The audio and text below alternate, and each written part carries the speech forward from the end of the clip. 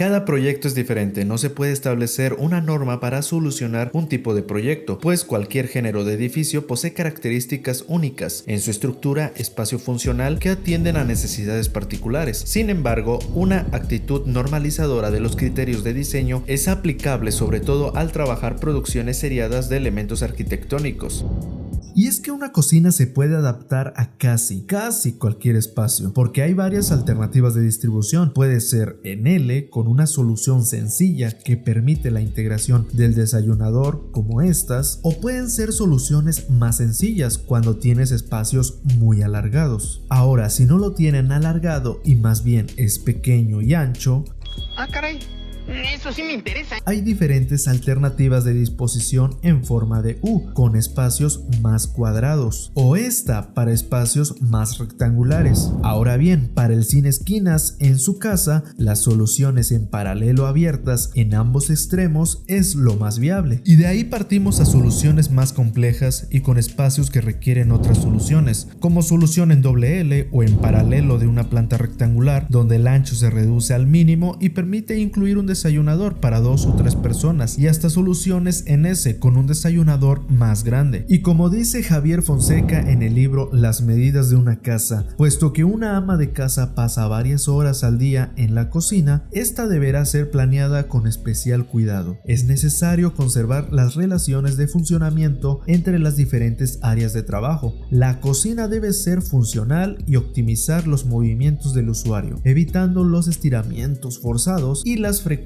e incómodas agachadas. Entonces, para diseñar la cocina tenemos que considerar para cuántas personas es la misma, porque no es lo mismo si es para una familia de 10 o si solo eres tú y tu gato. También qué mobiliario vamos a ocupar y quién la va a utilizar la mayor parte del tiempo. En esta tabla podemos ver el espacio requerido de almacenamiento en función con la cantidad de personas. Para una familia típica de Latinoamérica de 4 personas necesitaremos 3.94 metros cuadrados de almacenamiento general, tanto de trastes como de comida. Ahora, otra cosa que lleva la cocina es pues una tarja o un lugar donde lavar, siendo las más usadas las tarjas de acero inoxidable. Con estas medidas, claro está que el saber el tamaño del mobiliario es fundamental para diseñar, pues dependiendo del espacio disponible nos ayudará a elegir la mejor opción. Otra cosa que no puede faltar en la cocina es el refrigerador, que por supuesto tenemos que saber sus medidas y más si va a ser empotrado. También, ¿qué más lleva la cocina? La estufa, que es casi de lo más importante. Sí, casi. Ahorita te voy a decir qué es lo más importante que lleva la cocina, pero igual que la tarja y el refrigerador, tenemos que escoger la más conveniente en cuanto a espacio y en función del número de personas. Ahora, ¿qué es lo más importante que va en la cocina? Pues claro, ¿quién la va a utilizar? Pues sí, güey, no mames. Ya sea hombre o mujer, la persona que más va a cocinar o la que más va a utilizar la cocina, porque en función de su antropometría es que la vamos a diseñar. La antropometría es el estudio de las medidas del cuerpo humano en todas sus posiciones y actividades, tales como alcanzar objetos, correr, sentarse, defecar, subir y bajar escaleras, descansar, etc. Para eso tenemos esta tabla de medidas antropométricas estimadas en Latinoamérica, donde cada punto y medida son importantísimas para el correcto diseño, donde tenemos la altura para hombres y para mujeres, tanto para zonas rurales como urbanas, donde tenemos la altura de los ojos, la altura de los hombros, altura de los nudillos de la mano, longitud del brazo hacia adelante. Todas estas medidas son para personas con la altura que marca en esta tabla, pero lo que hay que aprender aquí es cómo se aplican estas medidas al diseño y así adecuarlas a las medidas de la persona que va a utilizar tu cocina. Por ejemplo, altura mínima de los hombros facilita el alcance hacia adelante, o la altura de las rodillas a partir del piso para saber la altura mínima del piso a la parte baja de la mesa, o la altura del piso a la parte inferior del muslo nos sirve para saber la altura máxima del piso a la superficie de la silla. Espero que ya me estés captando la idea. Ver a la persona que va a ocupar la cocina para hacerla a su medida. Ahora, sabiendo el mobiliario diario y quién va a usar la cocina, tenemos que saber qué vamos a hacer en la cocina. Pues sí, cocinar, por eso, pero vamos a ver qué actividades de movimiento implica eso. Ejemplo, esta eres tú y pues el radio de alcance de las manos en sentido vertical y horizontal sería 60 centímetros de piso a la mano, bajándola y subiéndola hasta 1,80 metros. Y en sentido horizontal el área de trabajo máxima abarca 1,80 por 50 centímetros. Ese sería el límite de las mesas de trabajo y las alturas mínimas para que una mujer pueda alcanzar sin esfuerzo los objetos almacenados. Además, 40 centímetros para permitir la visibilidad de toda la mesa. Otras dimensiones a considerar: la altura promedio para colocar los hornos empotrados o las tarjas de 81 a 85 centímetros, las alturas para trabajar sentado, tu silla de 40 centímetros y tu mesa de 60 a 65 centímetros. Otra cosa que ocupas es saber el espacio que necesitas para moverte frente a la mesa de trabajo, mínimo 70 centímetros por 67.5. Ahora, ¿te acuerdas que vimos las medidas del piso a los ojos? Pues eso sirve porque, a ver, no solo cocinas, también cuidas a los niños, a los chiquillos, a los chilpayates. Estoy bien menso. Y para eso debes tener la ventana a la altura adecuada para que tus ojos los vean, tanto estando de pie como estando sentada. En las mesas de trabajo puedes usar barras corredizas para trabajo sentada, como para deshebrar pechuga de pollo para unas flautas bien doraditas, con su salsita verde, su cremita y su quesito. Bueno, ¿quién tiene hambre? Por ejemplo. Ahora, la distancia mínima entre dos superficies paralelas de trabajo por lo menos debería ser de 1 metro con 5 centímetros, porque los límites de circulación deben ser mayores a medida que aumenta la altura de los elementos laterales. Ahora, si van a trabajar 2 personas por lo menos, deberían dejar 1,20 metros de espacio. Ahora, si la tarja no tiene escurridero, no la vayas a poner cerca de la esquina, por lo menos debes dejar 45 centímetros de espacio para hacer uso cómodo de ella. Ahora, hay que estar conscientes que la disposición de los muebles deben estar en función de la secuencia de trabajo en la preparación de alimentos. Por lo general, sacas alimentos del refri, ya sea carne o vegetales, después los cortas, los lavas, los cocinas y los sirves. Teniendo eso en mente, evitamos interrupciones en el flujo de trabajo. Algo que muy pocos consideran es dónde están más tiempo en la cocina. Por lo general es donde está la tarja, porque claro, además de lavar los alimentos, hay que lavar todo lo que se ensució al cocinar y después de comer. Entonces es recomendable poner la ventana en esa ubicación para ventilar e iluminar, porque esa es otra. La cocina debe ser uno de los espacios con mayor ventilación, si no tendrás que poner unos extractores. Por eso procura orientarla al norte o al noroeste para permitir la incidencia directa de los vientos dominantes para la correcta ventilación. Además, la iluminación se recomienda que sea directa y dirigida a los espacios de trabajo y una iluminación general difusa, evitando espacios sombreados. 9.07 metros cuadrados, 330 por 275 metros necesitas para una sala de estar con disposición en escuadra, con mesa al centro como foco de interés. Igualmente en escuadra pero con TV y mesa esquinera en una superficie de 9.80 metros cuadrados, 350 por 280 metros, y es que no importa si tienes mucho o poco espacio, con 3 por 3 metros, 9 metros cuadrados, con eso puedes tener tu sala con espacio centrífugo, donde los sillones se pueden usar para la lectura. Pero como en México nadie lee, más bien apasionados por el chisme, ¡Ya nos exhibiste! ¿qué tal esta solución de 4 por 2,95 metros, donde la ventana es un foco de interés en este grupo primario de conversación? Pero si más bien te gustan las películas, Lo sospeché desde un principio. esta solución con TV es lo ideal, donde el grupo en escuadra tiene mejor posición en una área de 11 metros cuadrados, 4 por 2,75 metros. O si son más sociables, se puede optar por una mesa de juegos con un sofá en un grupo en paralelo para 2 personas. Eso sí, para eso ya vas a necesitar 5.80 por 3,80 metros. También podemos ver que para una estancia con el mismo número y tipo de muebles puede ser utilizado para diferentes actividades, pero también en espacios más grandes para 2 grupos de conversación de 7 por 4 metros y demás caché con piano de cola, grupo primario de conversación y escritorio de 7 por 5.85 metros y con este mismo número de muebles, solo cambiando el tipo, se puede lograr en un menor espacio en 640 por 480 metros y para espacios más alargados de 8 metros y medio por 460 con dos grupos de conversación separados con una mesa de juegos aislada o de 760 por 410 con un grupo grande cortado por una circulación central que comunica el escritorio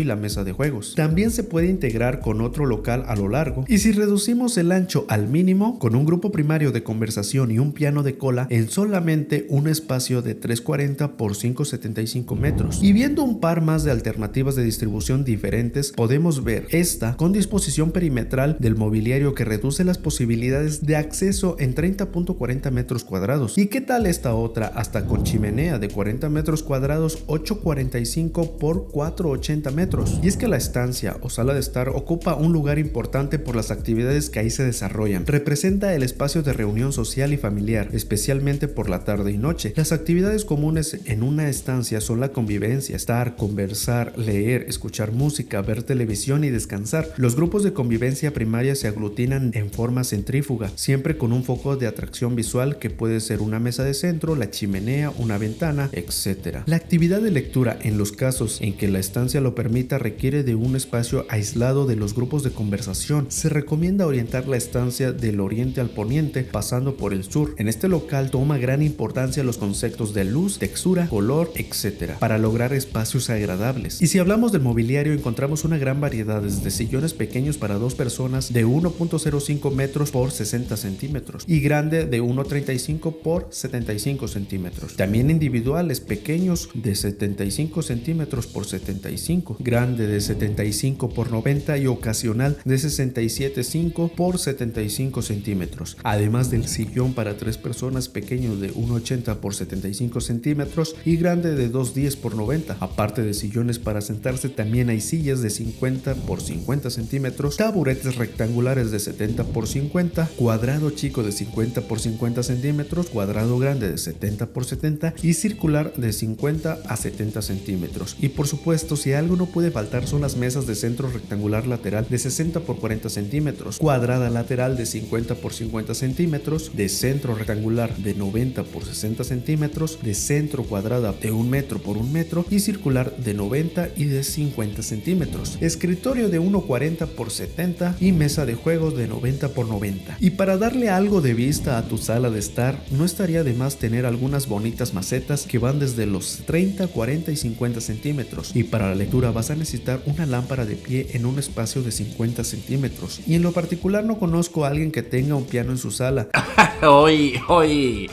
Hoy me van a tocar la flauta, ya verás. Si tú o algún conocido sí lo tiene, déjamelo en los comentarios para ver si estas medidas son correctas. Piano de concierto de 1.50 por 2.70 metros, piano de cola de 1.50 por 1.65 y piano vertical de 1.50 por 60. Y analizando las dimensiones vemos que en el área requerida por una persona sentada cómodamente es de 1.25 a 1.35 metros por 60 a 70 centímetros. Y así 60 centímetros la distancia recomendable entre dos personas conversando a un tono de voz normal, así como la altura para lograr comodidad debe ser de 25 a 35 centímetros, porque leer requiere de un sillón aislado con iluminación directa procedente de atrás o de un costado. La distancia recomendable entre dos muebles para mantenimiento y limpieza por lo menos de 10 centímetros. Si se prevé un espacio entre el sillón y la pared para pasar una persona, la distancia debe de ser de 60 a 90 centímetros, pero para que pase una persona estando otra parada debe ser de por lo menos 1 metro y entre los dos sillones 1.40. Ahora, para el acceso a la sala, la distancia entre el muro y el mueble debe ser de 90 a 1 metro. En grupo primario de conversación y pasillo que permite el paso libre de una persona con charola y dos personas debe ser alrededor de 1 metro. Una sala de estar va más allá de elegir muebles bonitos. Se trata de crear un espacio que refleje tu personalidad y haga sentir cómodos a quienes lo habitan. Cada elemento, desde la distribución hasta la iluminación, influyen en cómo experimentamos el lugar. Así que recuerda, una sala bien diseñada no solo se ve bien, sino que también se siente bien.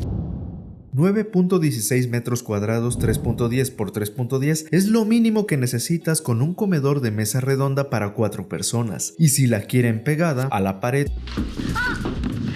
con una mesa rectangular para 5 personas necesitarían 9.30 metros cuadrados, 3 metros por 3.10, o mejor aún, despegada para 6 personas en solo 9.04 metros cuadrados, de 3.35 por 2.70, y con trinchador grande 11.05 metros cuadrados de superficie, 3.35 por 3.30 metros. Sin importar si la mesa sea igual o diferente, tanto en tamaño y forma, en una misma superficie siempre puede haber alternativas diferentes. Por ejemplo, estas dos tienen una superficie de 13.50 metros cuadrados, las dos son para 6 personas y las dos tienen almacenamiento en los extremos, pero uno es más alargado que otro. Y así también podemos encontrar alternativas con mesas redondas para 4 personas con almacenamiento con medidas similares. Y por supuesto que también hay casos donde se tienen comedores más grandes de 17 metros cuadrados con medidas de 4.25 por 4 metros, con bancas y almacenamiento. En algunos casos puede haber chimenea. Este tipo de diseños salen de lo normal y se tendrán que adecuar a las particularidades del caso, pero algo común es cuando lo tienen muy pequeño.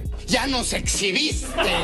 El espacio. Se puede poner una banca en escuadra y 3 sillas, y así se ahorra espacio que sirve para colocar almacenamiento. Como dijo Javier Fonseca en su libro Las medidas de una casa, el comedor representa un lugar familiar importante por ser donde se reúne la familia para tomar los alimentos. Actualmente, por la diversificación de las actividades familiares, no se usa con tanta frecuencia, dejando al comedor una función tipo social. Pero el comedor no solo es la mesa y ya, sino que hay que considerar el número de las personas que la van a ocupar, espacio que ocupan estas personas sobre la mesa, espacio para las sillas y la circulación entre ellas, distribución de los asientos, tamaño y tipo de mobiliario, y espacio para el almacenamiento de los enseres necesarios para comer. Y para que se vayan haciendo una idea de cuánto espacio necesitan para su comedor, está la siguiente tabla. Para 4 personas 11.65 metros cuadrados, o para las familias grandes donde tienen hasta el sancho de 12 personas 20.45 metros cuadrados. Y ahora la diferencia entre comedor y mesa. Estas son las medidas recomendadas para una mesa rectangular. Aquí poner mucha atención. Para 2 personas 0.75 por 1.05 metros. Para 4 personas 90 por metro y medio. Para 6 personas 90 por 2.20. 8 personas 1.20 por 2.20. Y para 12 personas 1.20 por 4.30. Además de las rectangulares tenemos mesas cuadradas como estas para 1, 2 y 4 personas de 60 por 60, 90 por 90 y 1.20 por 1.20. Y por supuesto las mesas circulares para 2 personas de 60 centímetros de diámetro, 4 personas de 1.20, 6 personas de 1.40 y 10 personas de 1.80. Y a menos que les gusten comer parados, citamos sillas que las encontramos cuadradas de 45 y 50 centímetros y rectangulares de 60 por 55. Ya tenemos mesa y silla. Otra cosa que necesitamos es el trinchador. Estos son los más comunes, de medio metro por 1.20 y de 60 centímetros por metro y medio. Y arriba del trinchador pues una vitrina. Como muchas casas de Latinoamérica, estas de 35 por 80 centímetros y de 50 por 1.10 metros. Y para mayor comodidad pues una cómoda. Pues sí, güey, no mames. Que funciona como mueble auxiliar para manteles, cubiertos y documentos. Su parte superior puede usarse para exhibir fotografías, floreros o arte. Para que puedas diseñar correctamente el comedor hay ciertas cosas que debes considerar. ¿De cuánto es el espacio requerido por persona adulta en la mesa con todo el servicio puesto, principalmente para establecer límites de movimiento alrededor de la mesa? Así vemos que por lo menos debemos dejar 1 metro de distancia entre la mesa y la pared, y si no vas a tener circulaciones entre la mesa y la pared, por lo menos dejar 60 centímetros para contar con el espacio para levantarse, así como 50 o 55 centímetros para tener paso entre la silla y la mesa. Siempre se debe considerar las áreas de circulación alrededor de la mesa sin importar la forma de esta. Por ejemplo, en este comedor para 6 personas, cuando se tienen espacios reducidos, la circulación, aunque reducida, podemos ver que es lo mínimo necesario para su correcto funcionamiento, pues tenemos espacio para las mesas, para las sillas, para levantarse de las sillas, para pasar entre las sillas y la pared y para circular con bandejas. También hay que considerar que en la medida que aumenta el número de usuarios, debe aumentar el ancho de las circulaciones.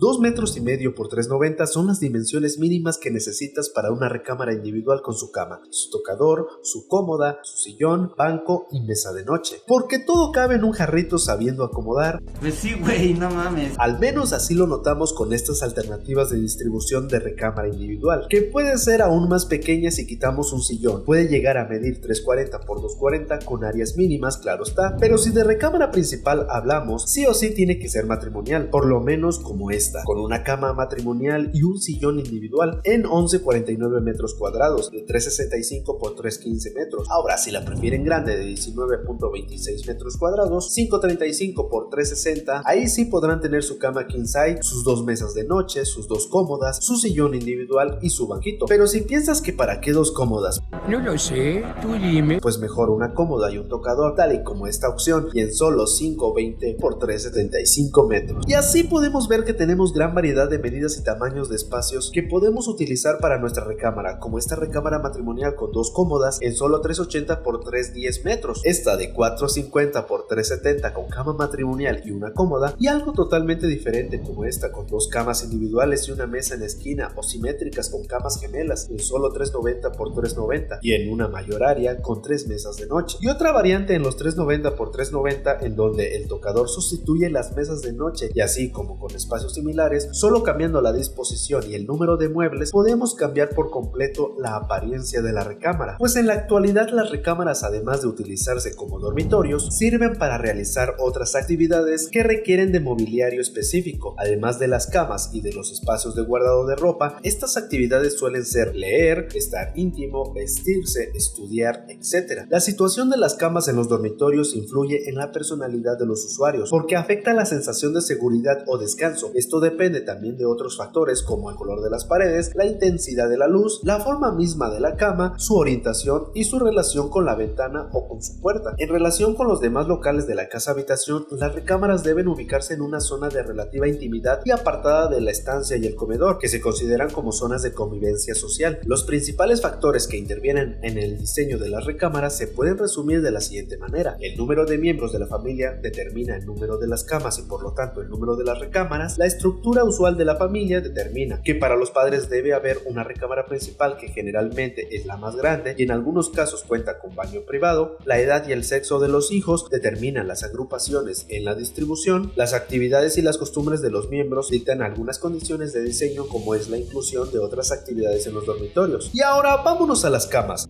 Ah, caray.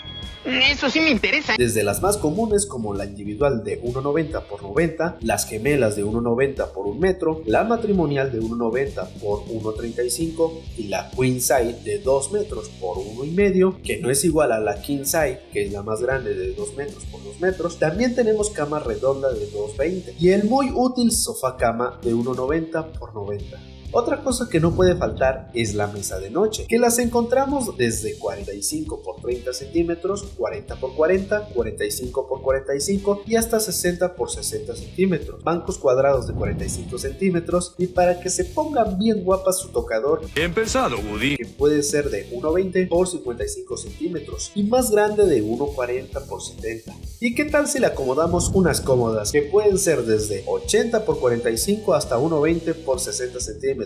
Y algo que es lo último en lo que se piensa para una recámara, pero sí terminan siendo muy útiles, son los sillones, que pueden ser de 65 por 65 o 75 por 75 centímetros. Ahora, analizando las dimensiones, vemos el área perimetral mínima de circulación en una recámara con cama matrimonial. En las laterales de 65 a 70 centímetros y al frente de 50 a 55 centímetros, diferentes a una cama individual, que en la lateral tiene 35 a 40 centímetros y al frente de 20 a 25 centímetros, que siempre será mayor el espacio del lado largo para levantarse y acostarse, espacio que aumenta si tienes camas gemelas. Así también tenemos espacios necesarios para cada mueble, como por ejemplo el tocador, que necesita de 0.55 a 60 centímetros y de 70 a 1 metro para el guardado de ropa en una cómoda con cajón abierto. Y hablando de comodidad, ¿qué más cómodo que descansar en un sillón reclinable? Pues para ello necesitas por lo menos de 1.65 metros y con taburete 1.85 5 metros. Y en el cuarto de los niños con literas se recomiendan 90 centímetros de claro entre literas. El espacio lateral varía de 65 a 70 centímetros. También hay que considerar los muebles convertibles como el sofá-cama, que inicialmente se considera de 90 centímetros, pero se debe de prever hasta 1,90 metros para convertirla en cama. Pero para ahorrar espacio, algo que se utiliza en espacios pequeños es el vestidor y baño integrados a la recámara, que pueden tener la regadera integrada o el vestidor. La recámara principal no es solo un lugar para dormir, sino un refugio personal que debe equilibrar estética y funcionalidad. Un buen consejo es aprovechar al máximo la iluminación natural, así que coloca la cama en una posición que reciba luz suave por las mañanas, pero evita reflejos molestos. Además, elige cortinas o persianas que te permitan regular la entrada de luz según la hora del día.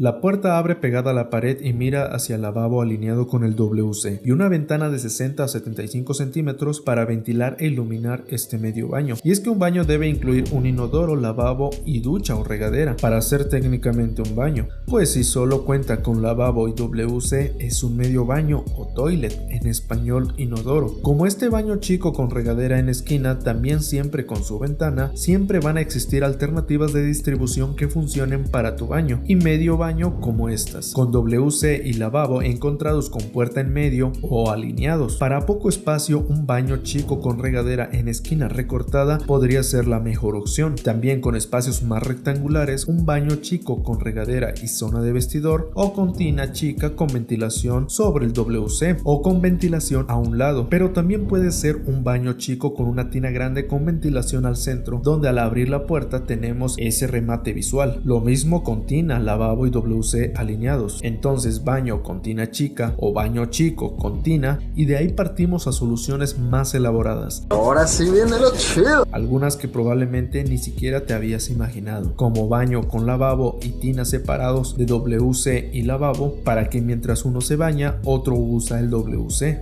Pues sí, güey, no mames. O para los que tienen un baño del tamaño de una casa de Infonavit con vestidor y lavabo y tina separada. Un baño con tina separada que también funciona con regadera en lugar de tina. Y ahora los baños separados con una tina y otro con regadera. Y si los alejamos más, baños con tina separada y otro con regadera. Y si tienes un poco más de espacio, podrías usar un baño de usos múltiples, donde puedes usar cada mueble por separado. El lavabo en un espacio de 1,20 por 80 centímetros, 60 centímetros para las puertas y circulaciones, 1,80 por 70 para el WC y 1,20 por 80 para la regadera. Como dice Javier Fonseca en su libro Las medidas de una casa, el baño se considera como un lugar de aseo personal. Las actividades más comunes son lavarse las manos, la cara, cabello, los dientes, bañarse, defecar y algunas veces vestirse. Los problemas básicos en el diseño del baño están en lograr una óptima privacidad en todas las funciones para los diversos miembros de la familia. Se debe poner especial atención a las distancias entre los muebles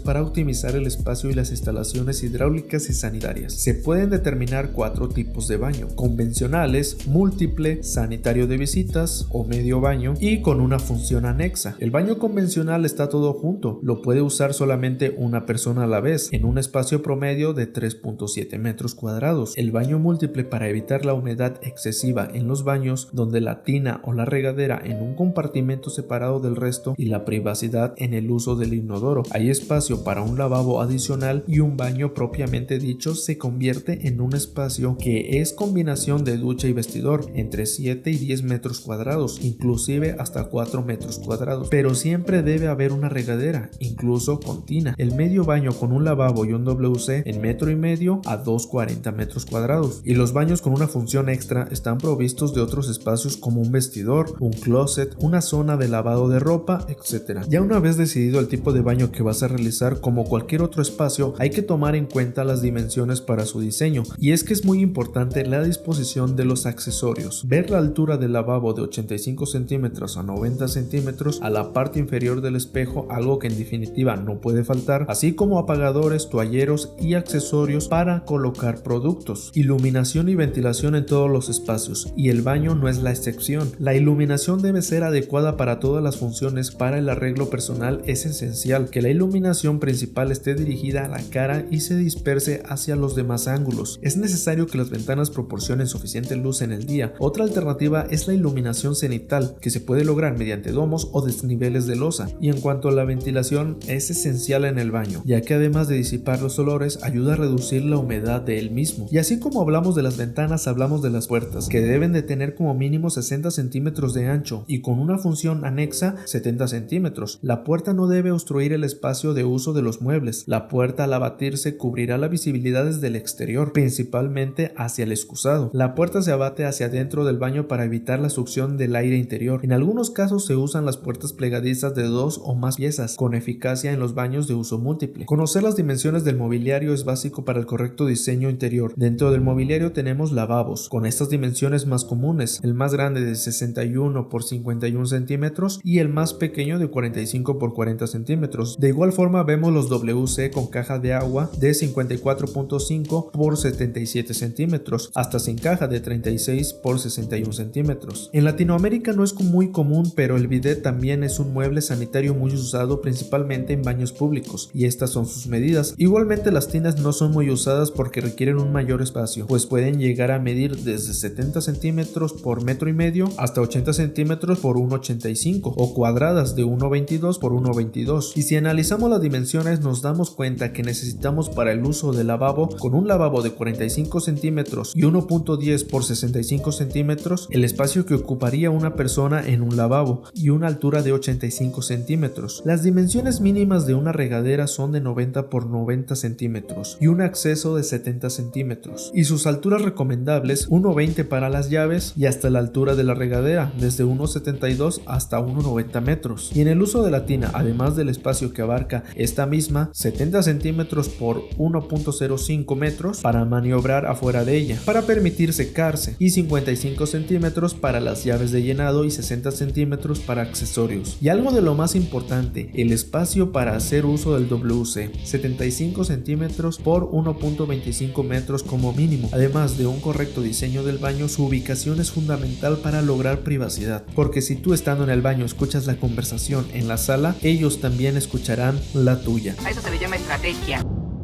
La actividad de estudiar requiere de un aislamiento visual y acústico con respecto al resto de los locales, por eso muchos estudian en su cuarto, hasta que recuerdan que la cama también está ahí y el sueño gana la batalla. Perdón, carnal, es la cosa, hombre, discúlpame. Los elementos que intervienen en el diseño del cuarto de estudio son sillas, mesas, escritorios, libreros, etc. Y pueden ser los comúnmente usados en cualquier otro lugar. El tamaño del cuarto de estudio depende del número de muebles que se necesiten, atendiendo directamente el número de usuarios y a la cantidad de libros y objetos de uso educacional que se requieren almacenar. El mobiliario varía de acuerdo al tipo de estudio y a la especialidad del usuario, siendo recomendables los muebles de tipo integral y la inclusión de sillones de descanso. Para diseñar los libreros cabe hacer un análisis de los diferentes tipos y dimensiones de los libros que se fabrican en la actualidad. Cuando se trata de iluminación natural se prefiere que la luz venga de la parte de enfrente del usuario, y del lado izquierdo el nivel lumínico puede variar. Siempre se debe proporcionar el mayor nivel de iluminación para las zonas en las que se realizan actividades de lectura, escritura y dibujo. Hay que considerar que el espacio mínimo para escribir sobre la mesa es de 75 por 60 centímetros, pero si vemos los radios de alcance máximo para una persona sentada, quedando el área de trabajo sobre la superficie de un escritorio de la siguiente forma: área de trabajo de 75 por 65 centímetros y un espacio para papeles y utensilio de 22.5 por 15 centímetros, lo que nos deja con un escritorio funcional y bien organizado. Eso sí, si ves que tu espacio sigue desordenado, tal vez el problema no sea el escritorio, sino tú. Pues sí, güey, no mames. Además del escritorio necesitarás una silla, quedando el espacio de 1,20 metros por 80 a 90 centímetros. Y si requieres un archivero, además del espacio variable, necesitas 45 centímetros y alturas de 2 metros 10, o que coincida con la altura de la puerta, y unos 57 metros del nivel de los ojos. Analizando las alturas requeridas para escritorios y libreros, vemos las dimensiones: 70 centímetros para el escritorio, 1,20 metros para los libreros, 60 por 35 centímetros el área de los libreros, y así vemos los límites de alcance en sentido vertical. El diseño de un espacio de estudio no solo se trata de dimensiones y mobiliario, sino crear un ambiente que favorezca la concentración y la comodidad. La iluminación, la ergonomía y la organización juegan un papel clave en la eficiencia del aprendizaje. Sin embargo, ningún diseño puede reemplazar la disciplina y el compromiso personal. Un buen espacio facilita el estudio, pero al final el verdadero esfuerzo lo pone quien lo ocupa.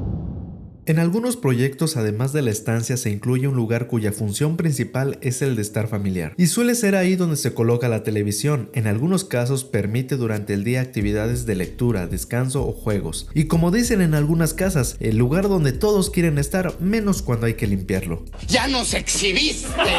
Los factores principales en el diseño de estos locales están relacionados con la estancia. En cuanto al mobiliario, se reduce a un agrupamiento de muebles para conversación a nivel primario, el cual incluye un sillón para 3 personas que se puede convertir en una cama adicional para visitas y un par de sillones individuales de cualquiera de los modelos que se presentan en la sección de la estancia, incluyendo mesas de centro. La posición de la televisión, según se creía hace algún tiempo, era un lugar elevado con respecto al punto de vista del espectador. Sin embargo, en la actualidad se recomienda que se coloque por debajo de la altura de los ojos del observador y a una distancia mínima de 12 veces, siendo de el ancho de la pantalla. Claro, todo suena muy técnico hasta que alguien mueve la tele porque ahí se ve mejor. Pues sí, güey, no mames. La distancia recomendada entre la televisión y el observador es de 12 veces el ancho de la televisión. Por ejemplo, si la televisión mide 50 centímetros, debería de estar a 6 metros. Así también con la disposición radial y la altura recomendable para la televisión, 1.10 metros y no más del 30% de la visión de los ojos. El diseño de los espacios familiares no solo busca funcionalidad, sino también comodidad y armonía en la convivencia diaria. Desde la disposición del mobiliario hasta la correcta ubicación de la televisión, cada detalle influye en la experiencia de quienes disfrutan de este lugar. Aunque existen recomendaciones técnicas para optimizar la visualización y la ergonomía, al final la adaptación del espacio depende de las necesidades y preferencias de cada familia. Después de todo, más allá de las medidas y distancias ideales, lo más importante es que este espacio realmente se convierta en el corazón del hogar. Existen dos tipos de circulaciones, horizontales y verticales. Ambas deben planearse con la mayor eficiencia para garantizar el correcto funcionamiento de los espacios y sus interrelaciones. Las circulaciones horizontales presentan problemas con los obstáculos que encuentran a su paso. Por esto deben analizarse cuidadosamente los límites de separación entre un local y una circulación para permitir el paso libremente. Aquellas circulaciones donde exista una gran afluencia de personas requieren suficiente fluidez, porque si no terminas con pasillos tan angostos que cuando te cruzas con alguien, los dos hacen ese baile incómodo de pasas tú o paso yo, y al final los dos se quedan viendo hasta que alguien se rinde y se pega a la pared como si fuera una escena de acción. A eso se le llama estrategia. Por eso tenemos las siguientes medidas para circulación de personas: de 1.20 a 1.40 metros para el paso de 2 personas cómodamente, 1.05 a 1.20 para el justo paso de 2 personas, 90 centímetros para el paso de 2 personas estando una de perfil, 55 a 60 centímetros para el paso de una persona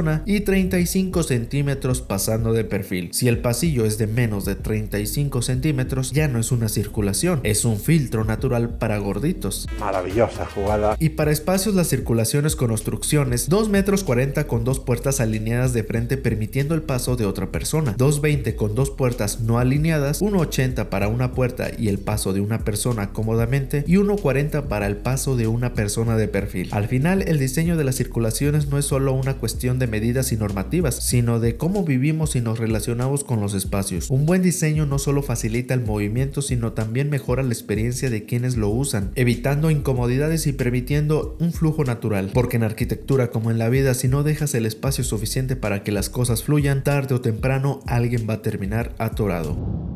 El ancho mínimo de la escalera es de 90 centímetros para permitir el paso de algunos muebles. La altura de mínima debe ser constante y a 2 metros del nivel de las huellas. Ya sean rectas sin cambios de dirección, también pueden tener descansos intermedios. En L, que cambian de dirección en 90 grados con un descanso o escalones compensados. En U, o de ida y vuelta, de caracol o helicoidales, giran alrededor de un eje central, ocupan poco espacio. Circulares, siguen una curva amplia sin un eje central definido. Mixtas, combinan diferentes formas, por ejemplo, un tramo recto y otro curvo. Diseñar escaleras es todo un reto, sobre todo cuando te das cuenta de que el último escalón quedó más alto que los demás. Matemáticas, hijo. Todas cuentan con distancias y elementos que debes conocer, desde la altura total de la escalera, la longitud total o distancia horizontal, altura de techo, altura de paso, así como está compuesto un escalón, por su huella, que es donde pones el pie, como su contrahuella o peralte, que es su altura, y su nariz, que es el borde del peldaño o escalón. En algunos casos, la nariz o el escalón de plataforma solucionan las huellas reducidas. Así existen soluciones posibles sin nariz y soluciones imposibles sin nariz, y soluciones peculiares que ahorran superficie en planta a base de pendientes pronunciadas, pero de ahí a que sean cómodas es otra cosa, pero de que las hay, las hay. Los accidentes no existen. Y de que las bajas rodando también.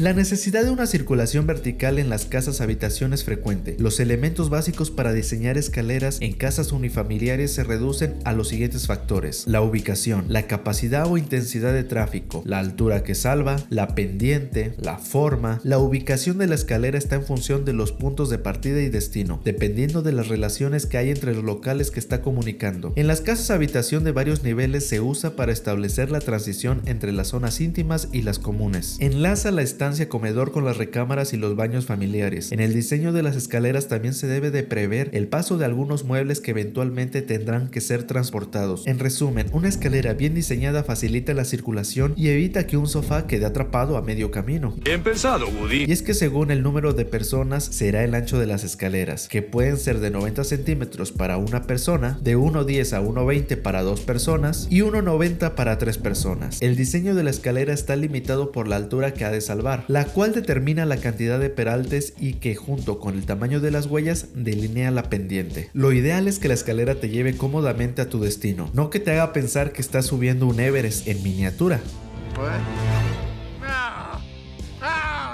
A continuación se presentan tablas para establecer diferentes alternativas. En escaleras rectas o en escuadras se recomienda la relación de peralte-huella 16:30, por ser considerada como la escalera que permite una circulación cómoda y sin esfuerzo. Con estas tablas te facilita por completo la decisión de escoger el tamaño de los escalones para la escalera en relación con el espacio disponible. Por ejemplo, supongamos que de altura entre niveles tienes 2,80 metros. Si 2 peraltes más una huella es igual a 61 centímetros, necesitarías 20 escalones y 6,60 metros de espacio horizontal, con unos escalones de 14 centímetros de peralte y 33 centímetros de huella. Pero si por el contrario tuvieras que subir más alto, no 2,80 sino 3,30, y tuvieras menos espacio horizontal, no 6,60 sino 5,60, entonces tener unos escalones de 16,5 de peralte por 28 centímetros de huella sería lo ideal. Y así como puede variar las dimensiones de los escalones para obtener los mismos 61 centímetros de 2 peraltes más una huella, también pueden cambiar esos 61 centímetros por 62,5, 63, 64 y 65, conservando la comodidad de las escaleras, garantizando comodidad y seguridad, sin que parezca una escalera hacia el cielo.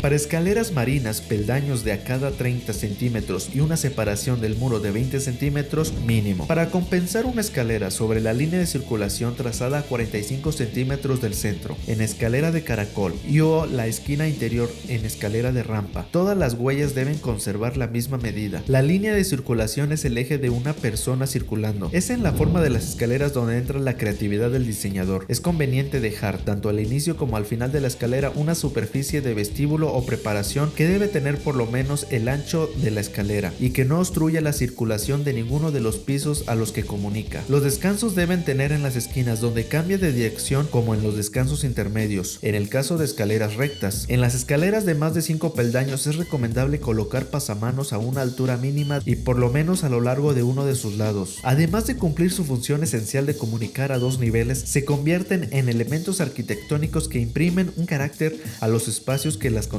Una correcta utilización de las técnicas de construcción, la geometría y los materiales ayudan a lograr un buen diseño. Ya sea separado, adjunto, más adjunto, dentro de la casa, bajo la casa o sobre la casa, la posición del garaje respecto a la casa es otro punto a considerar, pues las proporciones y la forma de los lotes definen la localización de los garajes. Como punto inicial es necesario determinar la localización del acceso, que depende de los siguientes factores: la intensidad del tráfico en la calle, la anchura del frente del lote, la ubicación del acceso peatonal, la ubicación del lote de la manzana y la distancia de alineamiento del lote al de la casa. Por otro lado, la accesibilidad vehicular debe permitir el paso a las entradas principales y de servicio, preferentemente con pasos a cubierto, lo que representa costos elevados en los casos en los que el garaje se encuentra retirado de las entradas. Con respecto a la forma del lote, los accesos se pueden localizar en diferentes posiciones: a un costado del lote, en el centro del lote, en una esquina del lote, en ambos frentes del lote en el caso de un terreno en esquina. En lotes angostos el garaje se puede localizar adelante o debajo de la casa. En los lotes medianos se puede localizar en garaje en el frente, atrás o a un lado de la casa. En los lotes grandes y en esquina la localización puede variar: dentro, adjunto, debajo, delante, atrás o a un costado de la casa. Si el garaje se dispone separado de la casa, crea problemas de resguardo y perjudica la circulación. Si queda adjunto de la casa, se recomienda que haya una zona de transición entre el garaje y la entrada, y si este queda incluido dentro de la casa, debe de tener relación con la entrada de servicio y se debe diseñar con especial cuidado el aislamiento acústico y la ventilación. Existen varias alternativas de distribución en lotes angostos con la entrada a un costado del lote, como esta, que es muy al fondo y alejada de la casa, al fondo pero conectada a la casa, ya a un lado de la casa, o bien conectada a la casa, cerca de la entrada pero alejada de la casa, y cerca de la entrada y conectada a la casa. Pero en lotes medianos ya se pueden dar el lujo de tener el espacio de realizar maniobras para estacionarse, ya sea a un lado de la casa, atrás de la casa, al frente y de costado a la casa, y hasta tener una pequeña glorieta al frente de la casa. Ciertas alternativas solo son posibles con terrenos en esquina, alternativas que permiten entrar y salir por ambas calles, ya sea que el garaje esté dentro de la casa o que se encuentre de forma independiente. Y en el caso de que la casa se encuentre al fondo del terreno, donde además de un jardín también permite tener una glorieta, entrar por una calle y salir por otra. Para hacer un análisis dimensional es indispensable conocer los espacios requeridos para el libre movimiento en los garajes cerrados, por lo que hay que considerar 95 centímetros para la apertura de las puertas y 40 centímetros para el paso de una persona, teniendo como variable las dimensiones del automóvil, por lo que hay que tener muy en cuenta las dimensiones del auto, que pueden ir desde 1,5 metros hasta 2 metros de ancho y de 4 metros hasta 6 metros de largo. Y una última cosa, pero no menos importante a considerar al diseño del garaje, es el radio de giro, que básicamente es el espacio necesario para que el auto pueda dar un giro completo, donde podemos ver que un auto Renault 5 o un Caribe BW necesitamos poco menos de 10 metros, pero en el caso de un Chevrolet Ford o más grande sí necesitamos hasta 12 metros. 46 centímetros por 75 son las dimensiones de un lavadero sin pileta de agua y 79 por 76 con pileta. Una lavadora pequeña de 46 por 46 centímetros y una grande de 87 centímetros. Y para planchar, una plancha de rodillos de 1 metro por 50 centímetros, pero lo más usual para planchar es un burro. De veritas. O mesa de planchar grande de 1,70 por 30 a 42 centímetros y chico de 1,40 por 30 a 42 centímetros. Si necesitas espacio para lavar, lava. Si necesitas espacio para planchar, plancha. Pero si necesitas espacio para todo, mejor vete a la lavandería. Y ya no estoy hablando solamente de ropa. ¿Para qué o qué?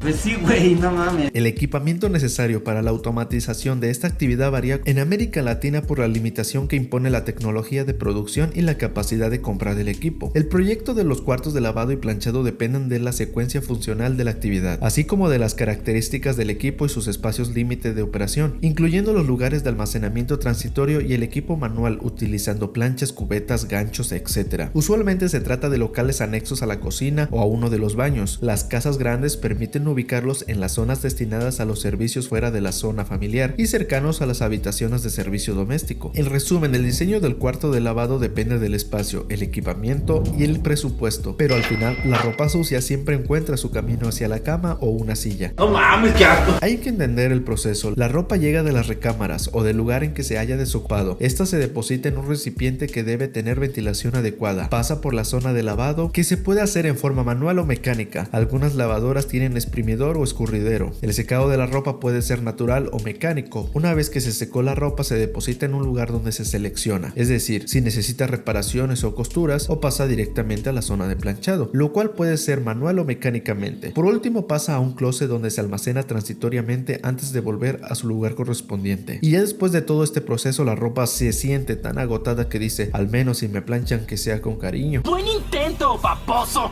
El espacio necesario para lavar en un lavadero empotrado sería 75-79 centímetros del lavadero más 40 o 46 centímetros del espacio ocupado por la persona por 76 centímetros, y el espacio de operación para una lavadora que va de 95 a 1,20 metros por 70 a 95 centímetros más lo que mide la lavadora. Y por supuesto también hay que prever un espacio para planchar de 1,83 por 1,30 a 1,42, y para colgar la ropa en el closet aproximadamente 1 metro. El diseño del cuarto de lavado es un verdadero acto de equilibrio entre el espacio disponible, las necesidades del equipo y, por supuesto, el presupuesto. El desafío no solo radica en integrar lavadora, plancha y área de almacenamiento, sino también en garantizar que todo fluya de manera eficiente. Y como habíamos dicho, y al final, aunque la tecnología nos facilita el trabajo, siempre hay algo que no cambia. La ropa sucia encuentra su camino hacia la cama o una silla, sin importar cuánto espacio tengamos. Es un recordatorio de que a veces, más que un espacio ideal, lo importante es encontrar el balance entre funcionalidad y practicidad.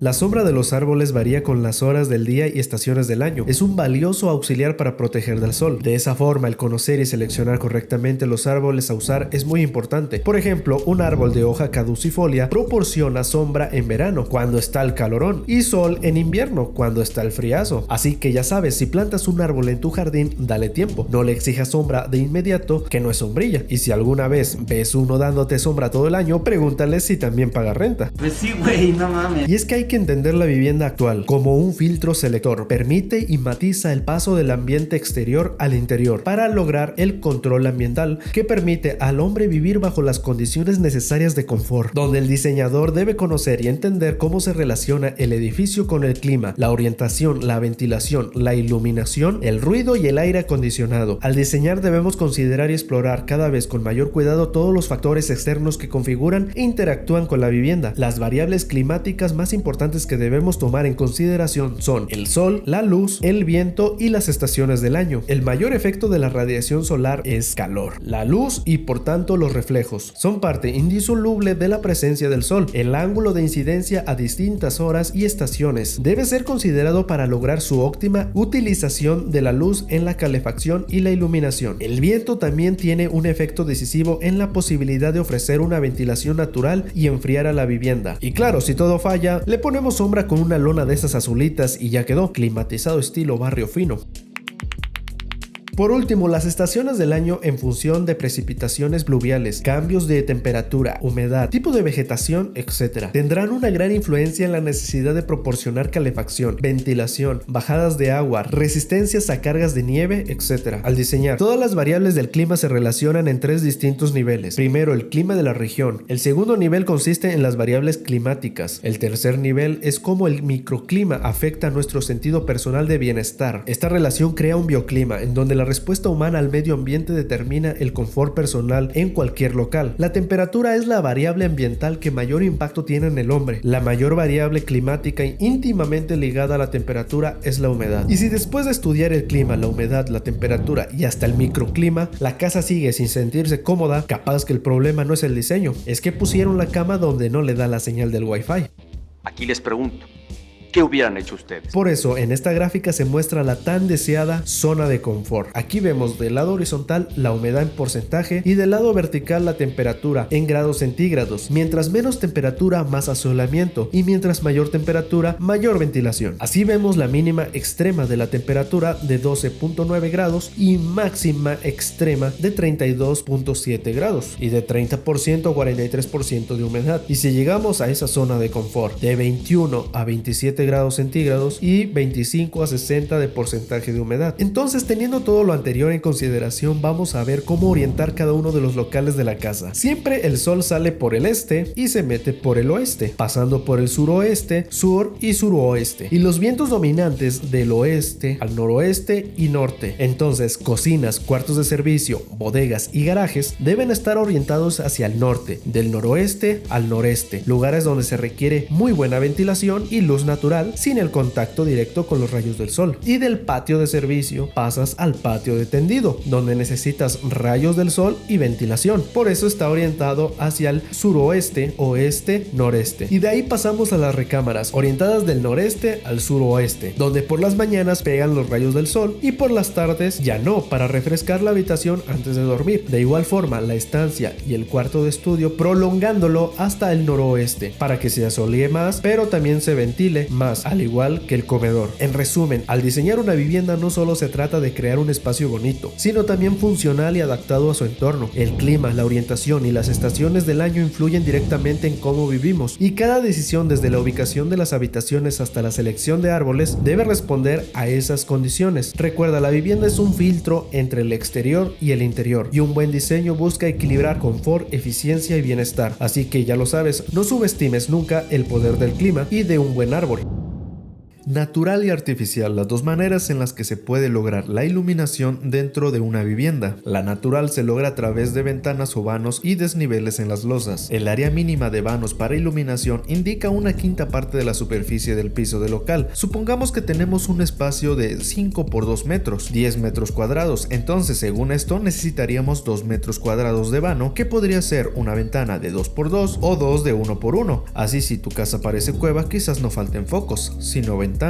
No lo sé, tú dime. La luz al interior puede llegar difusa o cenital a través de un domo o ventana con vidrio translúcido, o reflejada ya sea en el exterior por el piso, objetos o edificios, o reflejada en el interior del local por los muros, plafón o cualquier otra superficie, o por luz directa del sol a través de una ventana. La luz directa se debe de controlar dependiendo del clima, ya que en lugares cálidos los rayos solares pueden elevar la temperatura interior a niveles intolerables. La ventana es el medio más usual para lograr una iluminación, pero además nos puede proporcionar ventilación y perspectivas al exterior dependiendo de su tamaño y localización. La correcta ubicación de una ventana es todo un arte. Ilumina el espacio, ventila el ambiente y de paso evita que termines asándote como en un invernadero. La dimensión de la protección solar debe permitir la luz reflejada. La dimensión de la protección solar también deberá estar en función con las estaciones del año, así como tendrá un efecto la luz con las diferentes alturas de las ventanas. Algo más a considerar, si de generar sensaciones se considera, será el efecto y la transición de la luz en un muro como parte del diseño. También, dependiendo la función de cada local, se determina la altura de las ventanas, dependiendo del grado de la privacidad que se requiera en cada local. Por ejemplo, las ventanas de piso a techo dan la impresión de una relación directa con el exterior. Diseñar bien una ventana no solo mejora la luz y las vistas, también evita que termines usando cortinas más gruesas que el muro mismo.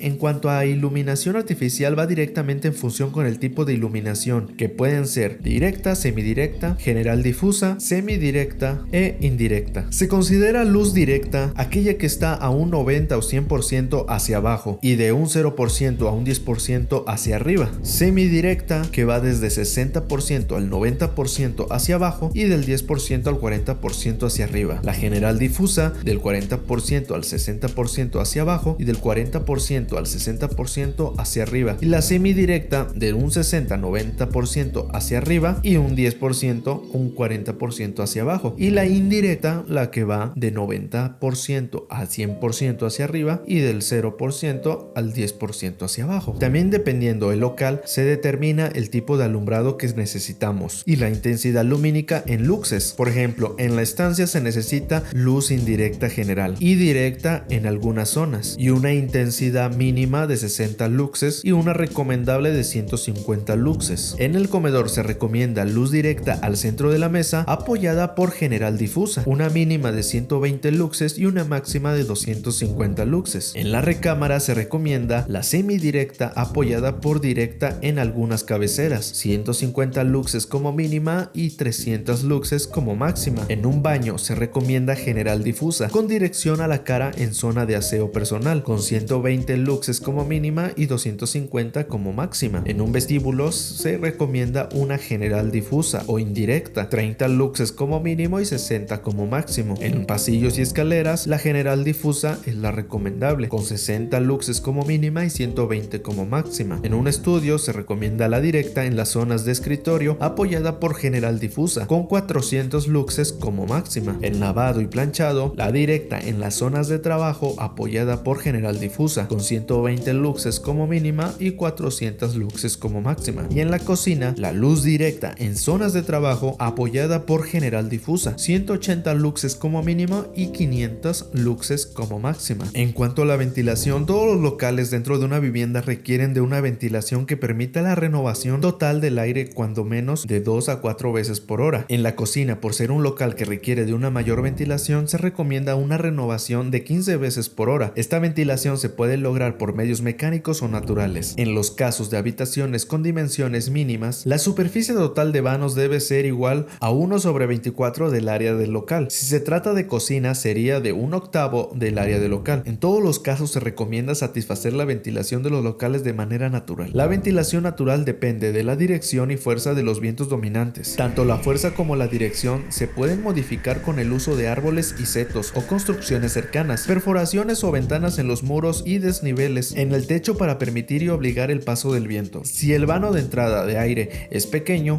y el de salida grande, la circulación de aire se verá incrementada notablemente. El aire caliente tiende a subir, por lo que si perforamos muros opuestos a distintas alturas, se creará una corriente ascendente que saldría por los vanos superiores y jalará aire por los inferiores. La velocidad de las corrientes de aire se puede convertir en un problema cuando los vientos dominantes no encuentran obstáculos naturales o artificiales. Para comparar la velocidad del viento en el interior de los espacios de acuerdo a su velocidad con su sensación, podemos determinar que de 0.25 metros sobre segundo no es notoria, de 0.25 a 0.50 metros sobre segundo es agradable, de 0.50 a 1 metro sobre segundo es notoria y ya comienza a volar papeles. De 1 metro a 1.5 metros sobre segundo puede ser desagradable y más de 1.5 metros sobre segundo requiere de medidas correctivas. En la ventilación cruzada es importante que el vano que recibe el viento sea más chico que el vano que extrae el aire. También hay que considerar que el aire caliente de una habitación tiende a subir. El uso de vegetación para encauzar los vientos dominantes y lograr una óptima ventilación natural, nótese el uso de árboles de hoja caducifolia para que en invierno no desvíe el viento. Y así podemos ver algunas alternativas para ventilar una habitación, que puede ser única, diagonal y cruzada. Recordar que la iluminación y la ventilación es una parte fundamental para lograr el tan ansiado confort dentro de una vivienda. Y así, una vez diseñado cada uno de los espacios de la vivienda, la integración y relación entre ellas es mucho más sencilla de lo que crees, logrando una vivienda con un diseño estético y sobre todo funcional. Si eres nuevo en el canal, suscríbete y activa la campanita y comparte. Hasta pronto.